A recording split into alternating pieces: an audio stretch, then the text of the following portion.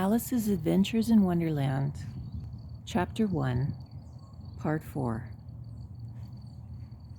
Alice was not a bit hurt, and she jumped up onto her feet in a moment. She looked up, but it was all dark overhead.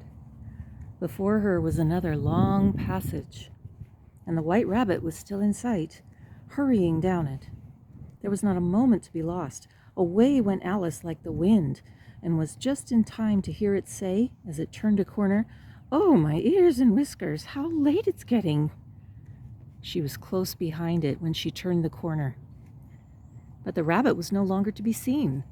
She found herself in a long, low hall, which was lit up by a row of lamps hanging from the roof.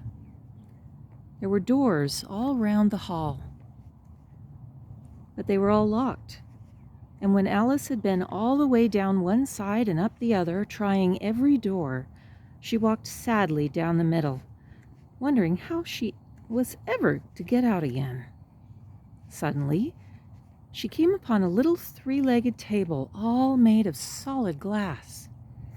There was nothing on it except a tiny golden key, and Alice's first thought was that it might belong to one of the doors of the hall.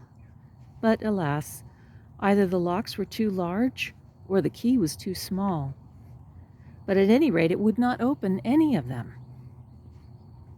However, on the second time round, she came upon a low curtain she had not noticed before, and behind it was a little door about 15 inches high.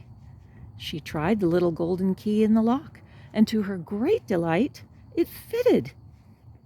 Alice opened the door and found that it led into a small passage, not much larger than a rat hole. She knelt down and looked along the passage into the loveliest garden you ever saw. How she longed to get out of that dark hall and wander about among those beds of bright flowers and those cool fountains. But she could not even get her head through the doorway. "And even if my head would go through," thought poor Alice, "it would be of very little use without my shoulders. Oh, how I wish I could shut up like a telescope. I think I could, if I only knew how to begin."